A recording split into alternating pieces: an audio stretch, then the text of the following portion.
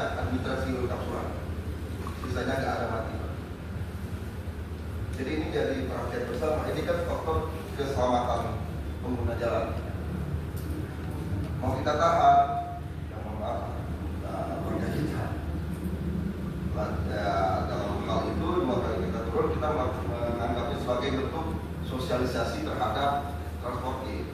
Ternyata sampai saat ini yang dikatakan vendor itu kami sama sekali tidak pernah menerima dokumen yang sudah kami minta tolong vendor yang di bawah PSU buat kami satu dokumen, serahkan ke kami satu, serahkan ke Satlantas satu. Jadi kami tahu Pak, kalau ada kejadian apa, mana kami mau melaporkan atau mau berkoordinasi. Itu mungkin Pak, ya